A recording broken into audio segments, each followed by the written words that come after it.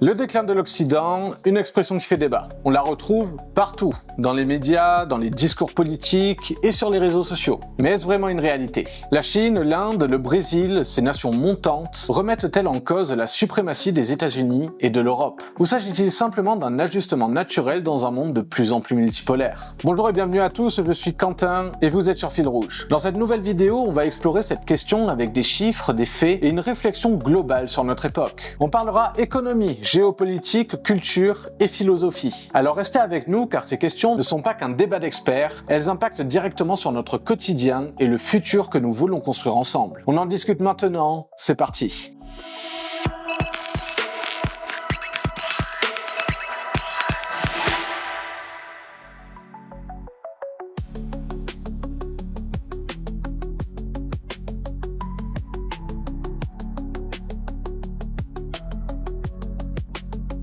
Quand on parle de déclin, de quoi parle-t-on réellement? Prenons les États-Unis. En PIB nominal, ils restent la première puissance mondiale. Mais en parité de pouvoir d'achat, la Chine les dépasse déjà. Les pays émergents comme l'Inde ou le Brésil gagnent aussi en influence, tandis que les États du Golfe deviennent des acteurs clés grâce à leurs ressources énergétiques. En Europe, les défis sont nombreux. Brexit, montée des populismes, crise énergétique, et pourtant l'Union européenne reste un bloc économique majeur, affichant une qualité de vie parmi les meilleures au monde. Est-ce un déclin ou une transition vers un monde multipolaire où plusieurs puissances coexistent sans qu'une seule domine? Cette transition, bien qu'inévitable, doit être vue comme une opportunité plutôt qu'une menace.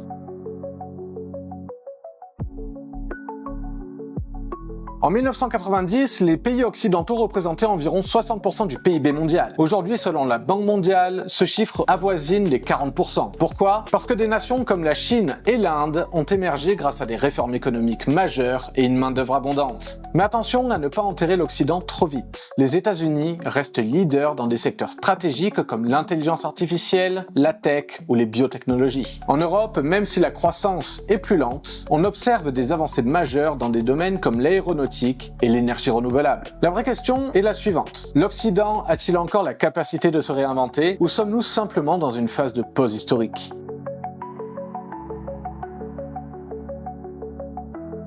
Géopolitiquement, les États-Unis restent une force incontournable et des alliances comme l'OTAN renforcent leur position. Cependant, leur influence est contestée. La Chine investit massivement en Afrique, le partenariat stratégique Russie-Iran inquiète et l'Asie devient le centre de gravité économique et militaire. Pour l'Europe, l'unité affichée face à la guerre en Ukraine est encourageante. Mais cette unité reste fragile, dépendant des intérêts divergents de ses membres, notamment sur les questions énergétiques ou militaires.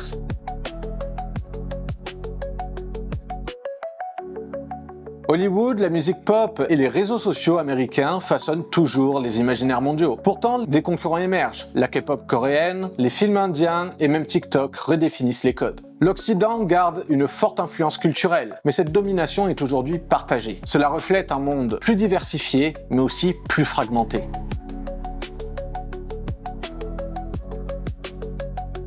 Ce qu'on appelle déclin pose une question plus large. Et si au lieu de parler de domination, on imaginait un monde équilibré où plusieurs voies coexistent? Certains voient dans cette transition une opportunité de justice globale. D'autres y voient un risque de fragmentation et de conflit. Finalement, ce débat nous renvoie à une question fondamentale. Sommes-nous prêts à abandonner l'idée de domination pour construire un avenir basé sur la coopération?